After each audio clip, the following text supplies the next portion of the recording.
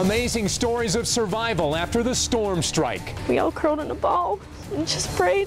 From the air and on the ground. Unbelievable. Like the Wizard of Oz movie. We're with the victims and the National Weather Service as they survey the damage in the tornado disaster zone. Plus a former officer on the other side of the law. Why he and his girlfriend are in trouble after a sex sting. And cooking up trouble with kids inside, we're there for a big bust. A lot to cover tonight. Channel 11 News at 5 starts right now. Live, local, late breaking, broadcasting in high definition. Channel 11 News starts with severe weather Team 11 coverage. It's been a devastating 24 hours since the storm strike. Images of a twister like the one behind me right now being replaced by new pictures and video. And Darieth has that. Darieth? And David, today we really had a chance to take a good look at the damage. You can see here from Chopper 11, home after home with roofs ripped off, yards and pools torn to pieces. The real power of Mother Nature at work. The cleanup now is just beginning in Westmoreland County. And here is the very latest. Today, the National Weather Service confirmed an EF2 tornado with 120-mile-per-hour winds hit Westmoreland County. At least 90 homes are either damaged or destroyed. There are reports of injuries, but most are minor. And we're waiting for the Hempfield School District to decide if there will be class tomorrow.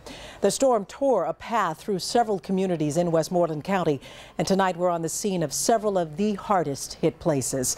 From the community of Wilton through Arona, and finally on to Fort Allen in Hempfield Township. We're hearing different stories of loss and survival. We have live Team 11 coverage tonight, beginning with Channel 11's Courtney Brennan in the heart of that Fort Allen neighborhood where so many homes have been damaged and destroyed. Courtney?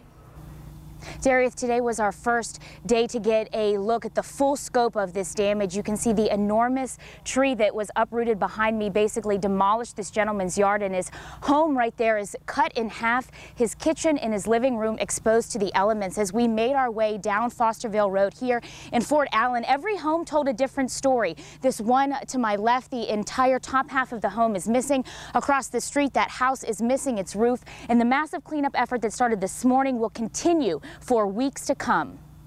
This actually is our kitchen here, and our dining room and our living room pretty much got the worst of it. Jason Dilley and his wife were supposed to move into this house on Fosterville Road this weekend, but only half of their home is still standing. They were pretty much all new, about a year old.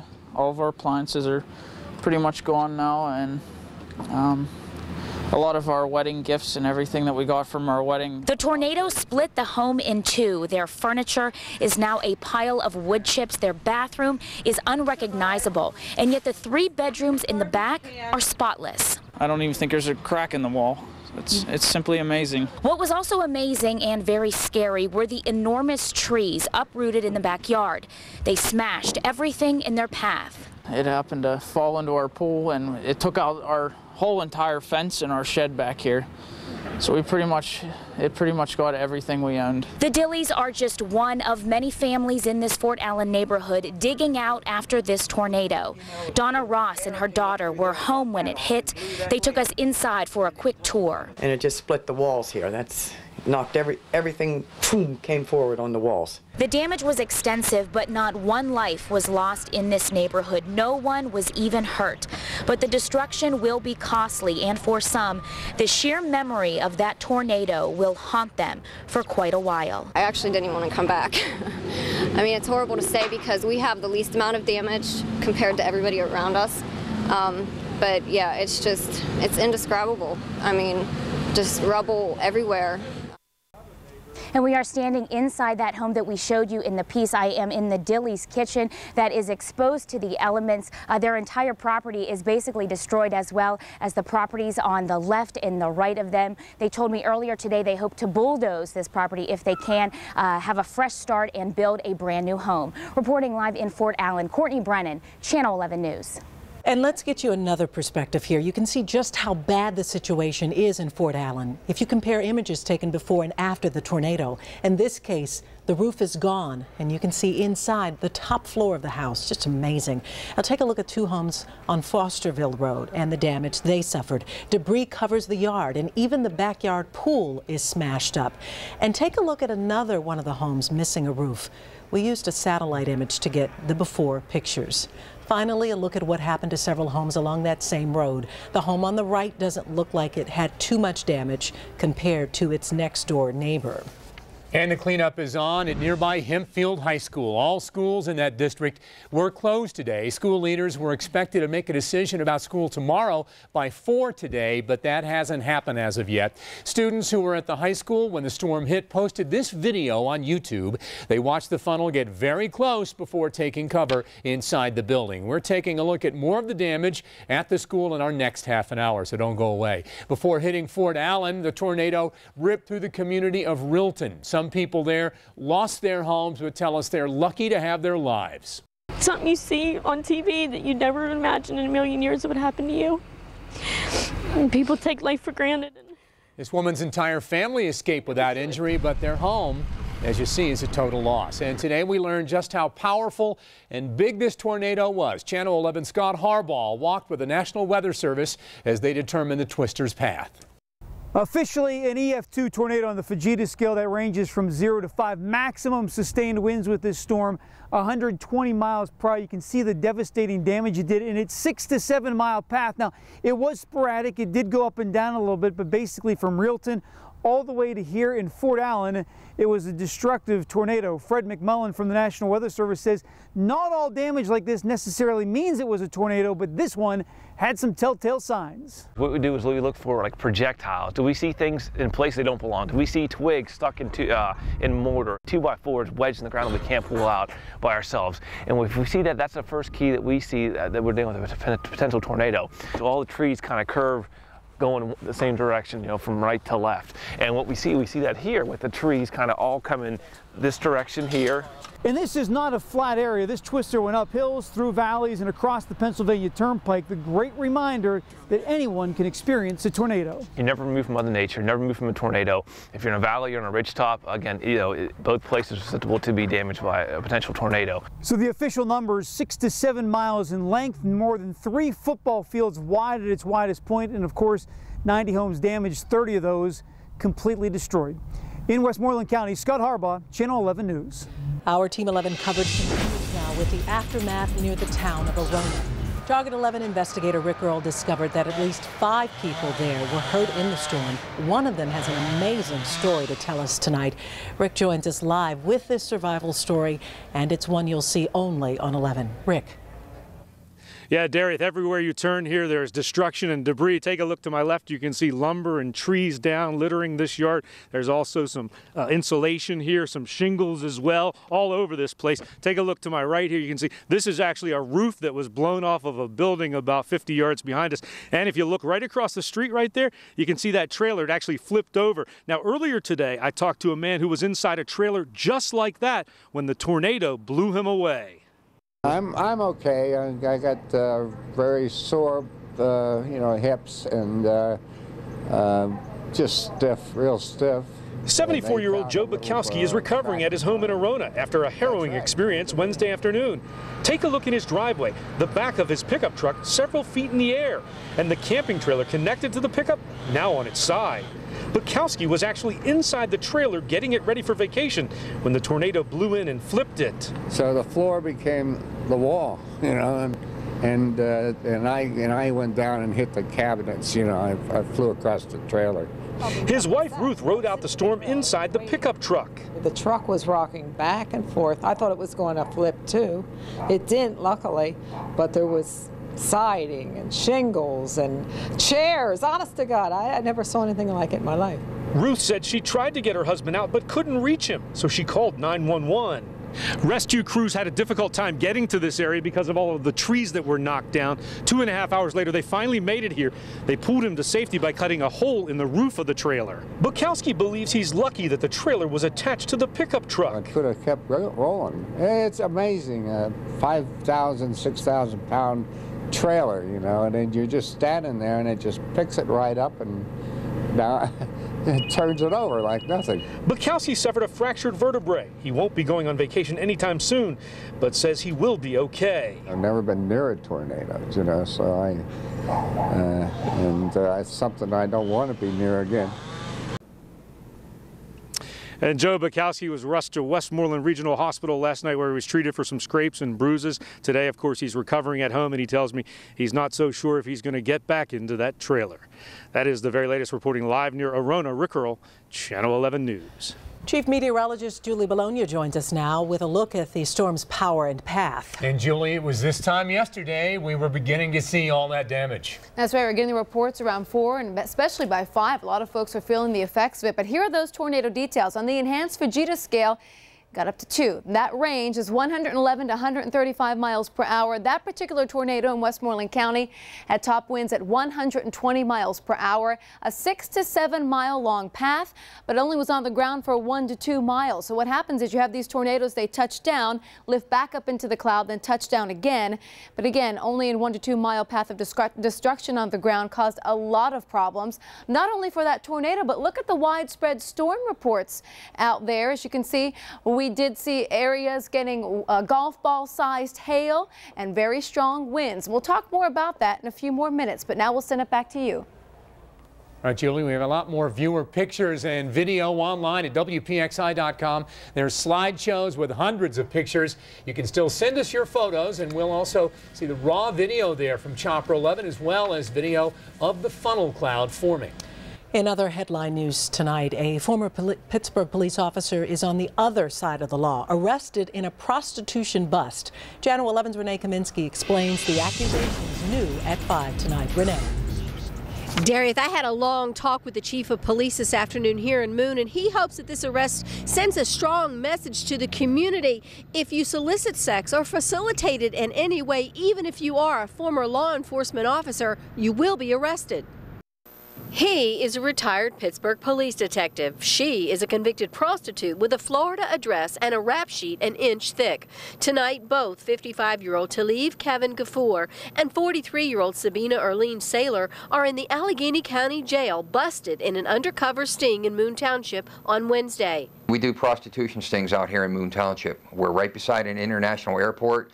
We have about 15 hotels, and we want to let people know that if you come out here, you're in jeopardy of arrest for prostitution. According to the Moon police chief, detectives were checking this adult internet site when they spotted this ad soliciting customers in Pittsburgh. An appointment with Sally was arranged at this Moon Township hotel, and after an agreement on sexual services and an exchange of cash, Saylor and the man police say drove her to the appointment and provided his cell phone to set up the illegal act, were both arrested. I did some checking and found out Talib Kevin Gafour left the city police department more than a year ago. He retired following his controversial role in a city homicide case in which he testified against fellow police officers, testimony that brought an investigation by the DA's office. I found this YouTube video of Gafour defending a homicide suspect, Joseph Hall, and lashing out at investigating officers.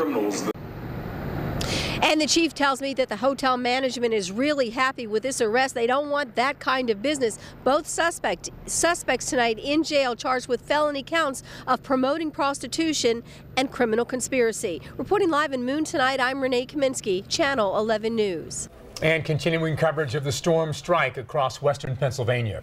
We're going neighborhood by neighborhood to put together more images from Chopper 11 of the damage. How turning off the technology could be the key to a better night's sleep. But first, cooking up trouble. Dangerous chemicals discovered in a home with children inside. We're learning what else investigators uncovered.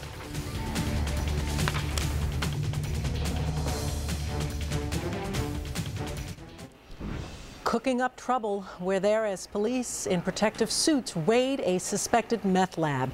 It was a danger to neighbors, but what's worse is that police say children were living inside of the home. Channel 11's Alan Jennings shows us what officers found in this morning in Apollo. This is the house right here, 508 North 6th Street in quiet Apollo.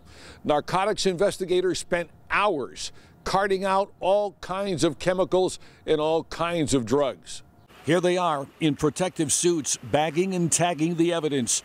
They're suited up to prevent skin contact and inhalation dangers from what investigators call a mid to high level meth lab. The alleged mastermind of the operation, 39-year-old Brandon Watterson. One neighbor, fearing for her safety, agreed to talk if we protected her identity. If there were drugs in there, you're obviously glad they got them out of there. Yep, because of my grandchildren, yeah. When cops moved in to arrest Brandon Watterson, they found a child in the house with him. We had a 4-year-old juvenile who was taken into protective custody and is currently in the custody of Children and Youth Services.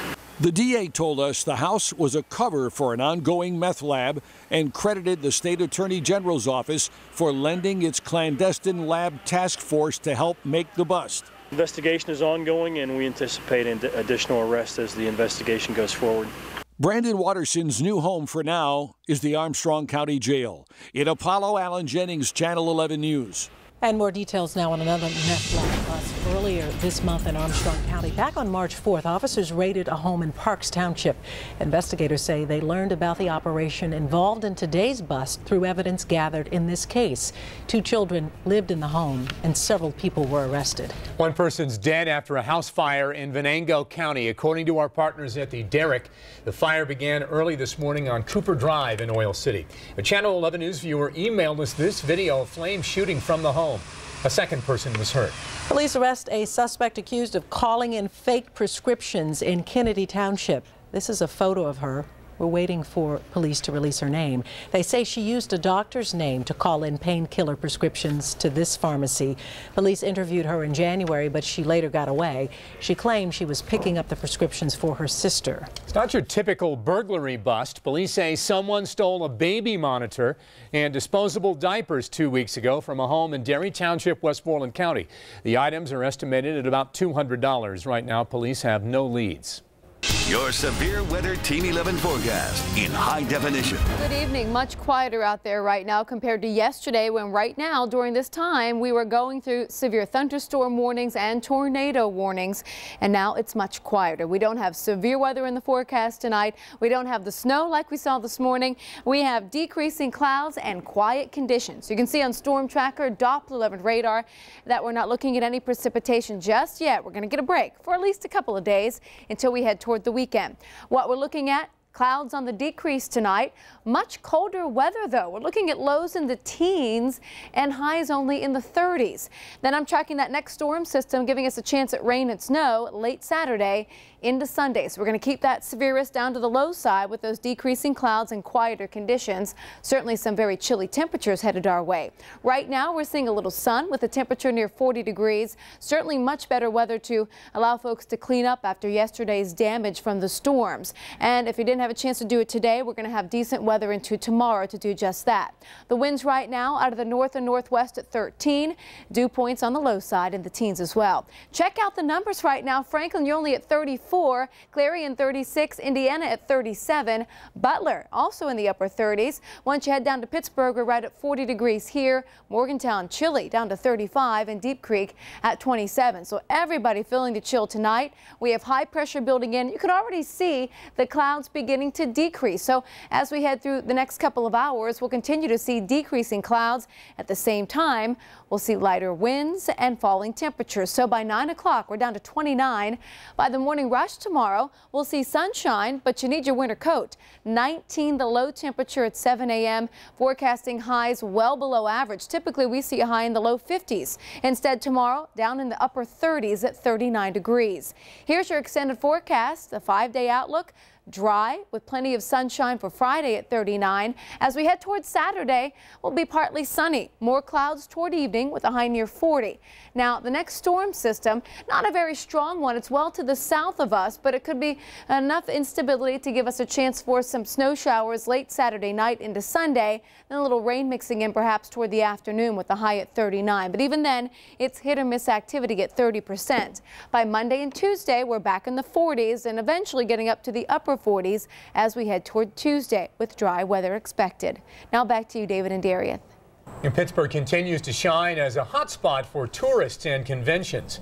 Visit Pittsburgh announced today they booked 472 meetings and conventions in 2010. They also anticipate these will bring in around $286 million into the city. Hotels also doing well. and they've seen a 15% increase in rooms sold since 2006. Well, a lot of people may not have seen the tornado, but they did have hail. That's right. We're checking with auto body shops that are already seeing cars that need to be repaired with damage. What you need to know if yours is one of them. And we may be losing sleep thanks to our gadgets. Target 11 consumer investigator Robin Taylor uncovers how computers, smartphones, all of those things may be keeping us up at night.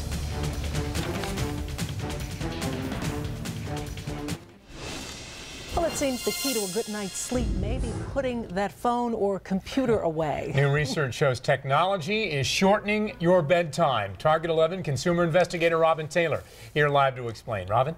You know, it is so tempting to lounge in front of the TV or computer at night after a long day, but you probably didn't know those high-tech gadgets could prevent you from getting a good night's sleep. Sleep just isn't a priority when you're in Las Vegas because of the bright lights and entertainment offered on the famous Strip. It's the same reason many of us don't get enough sleep in our own homes. You begin to have a 24/7 culture of entertainment, and these technologies have invaded the bedroom. A new National Sleep Foundation poll finds almost 2/3 of U.S. adults say they aren't getting enough sleep, less than 7 hours on the average weeknight. Why? Almost everyone in the survey said they often used some kind of electronic device in the hour before bedtime, like a TV, computer, video game, or cell phone. More than half of teenagers polled said they spent that time texting. Instead of turning them off, they leave the things on in case an important message comes through, and guess what? Many times those messages are interrupting their sleep even after they've fallen asleep. Experts say the artificial light emitted from gadgets stimulates our brains, so we're not physically ready to sleep when we're supposed to. The majority of sleep-deprived in the study said the lack of quality shut-eye left them fatigued, moody, and unable to perform at maximum capacity the next day. Sleepiness also affected safe driving practices. About half the teens in the study said they'd driven while drowsy at least once in the past month. Robin Taylor, Channel 11 News. All right, Robin, and the U.S. Postal Service announcing major job cuts as it deals with a decline in the number of people who actually use the mail. The USPS tells us it will eliminate 7,500 administrative and executive positions across the country. That includes about 2,000 postmasters. The Postal Service will also close 7 of its 75 district offices, none, though, in our immediate area. Well, police were able to track down a suspect who robbed a local family vacationing at Disney World. And we learned how a stolen phone led to its owner and police right to the suspect. The key to a good memory could be on your dinner plate. Right now, we'll show you the foods that will keep your brain healthy and find out how often you should eat them. And continuing severe weather, Team 11 coverage of the storm strike with Chopper 11 over the affected areas. 60 more minutes of news is straight ahead.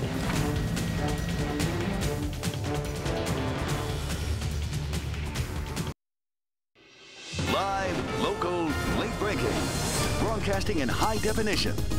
Channel 11 News starts with severe weather Team 11 coverage. From Chopper 11, you really get a sense of just how big and devastating yesterday's tornado in Westmoreland County was. Many of the victims still trying to wrap their heads around all this destruction. Well, this afternoon, the National Weather Service confirmed it was a tornado that hit. And now the cleanup is underway. Here's the latest. At least 90 homes are damaged in Westmoreland County. Nearly 3 dozen of those homes destroyed. There are reports of some injuries, but most not serious. It will take weeks to clean up the debris, much longer before then everything returns to normal. Channel 11's Rick Earl continues our live Team 11 coverage with what we saw from Chopper 11 after the storm moved through yesterday. Rick? Well, Derek, trees and debris are everywhere. Take a look behind me. This is a roof from a nearby business that was blown over here. But I want to show you something amazing. If you take a look about 500 yards up that hillside right there, you see a white object. That white object is actually the back part of a tractor trailer. It was actually down where I am, and then it was blown up there when the tornado came roaring through this area. Now, we've been showing you these images from the ground, but right now we want to give you an even better view from Chopper 11. Take a look at Chopper 11 over this home. Its entire roof ripped off in the tornado's path. Now this property gives you a good look at how the tornado went straight through a house, then tore through the trees in the backyard, uprooting them. And for some places, it was more than just a roof. Entire properties were demolished, just debris left behind. Those are the images from Chopper 11. Chopper 11, of course, providing you the best vantage point, showing you the force of this tornado as it tore through these areas here in Westmoreland County and hit a number of communities in a widespread path in a matter of minutes, leaving behind this debris and destruction that people are now having to clean up today. That's the very latest, reporting live near Arona. Rick Earl, Channel 11 News. And one of the first pictures of the damage from the storm strike came in from Hempfield High School during our coverage last night at 5:30. The damage so bad, school was canceled today. Channel 11's Lori Hoy shows you what's being done to get the students back in the classrooms. Disaster recovery teams have been out here at the high school all day. This parking lot was covered with debris, but workers have been collecting it and putting it in trash bins, but the work is far from over. A day after a tornado tore a path of destruction, the cleanup is underway at Hempfield High School.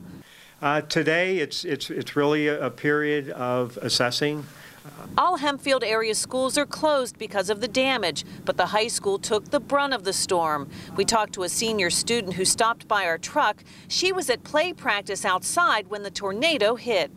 We could hear the roof starting to come in, and we could just hear the hail, and we all ran underneath into a dressing room underneath the stage and just sat there, and the lights went out and all these alarms started going off. The fire alarm was going off. It was horrible. When we arrived early in the morning, debris is scattered everywhere. The field house is in shambles. Cinder block columns knocked over like dominoes. And at the football field, a scoreboard is twisted metal, while a light pole is dangerously leaning. It was so scary. You just could hear everyone crying and screaming and praying. Maintenance trucks and contractors have been in and out nonstop. We've also seen state police on constant patrol. One trooper told me they're looking for looters who are trying to grab scraps of aluminum. Meanwhile, we were there as officials with the National Weather Service, along with the Deputy Emergency Management Coordinator, get a close-up look at this incredible damage and will determine the strength of the tornado. No one countywide was injured. We have no fatalities. This is absolutely a March miracle. And I really want to commend our staff and the students for their involvement in that, in seeing that no one is injured. The superintendent told me he's also grateful for the outpouring of help from the community. In Hempfield, Westmoreland County, Lori Hoy, Channel 11 News. And the tornado also hit Realton, about 10 miles away. We talked with one woman stuck in the path of the storm who grabbed her kids and ran for cover. We all curled in a ball and just prayed. Just prayed. I'm so happy we're alive. Ahead at 6, Courtney Brennan has more of this emotional interview and takes us in for a closer look at the damage here. Channel 11 viewers are giving us another perspective of the storm damage. This is a photo posted on WPXI's Facebook page of damage in Realton. This is near the Realton Fire Hall. You can see the strong wind snapped a tree there. Many people are already reaching out to help victims. We want to make sure that you have this phone number. You can donate to the Red Cross by calling 724-834-6510 during regular business hours. Again, the phone number to help out. You see it there on your screen, 724-834-6510. We also have a mailing address and a link under the links mentioned section at WPXI.com. The big hailstorm also damaged part of the National Aviary building on the north side of Pittsburgh. We found crews there today fixing the skylights. 5 windows were shattered in one of the buildings that contains tropical birds. A couple cases that totally shattered the panels. So we had glass on our walkway, we had glass in some of the exhibit spaces. It was significant damage, and it certainly spooked the birds. Unfortunately, none of the birds escaped. The exhibit remains closed for repairs, but should be back open by tomorrow. Our coverage of this major weather story continues online. There you can check out raw video of the storm, plus a slideshow of the storm snapshots. And new at 5:30, a Pittsburgh police officer gets thrown from his motorcycle near Station Square. Our crews at the scene tell us the officer was making a turn onto East Carson Street this afternoon when the sidecar clipped the curb. The officer wasn't seriously injured.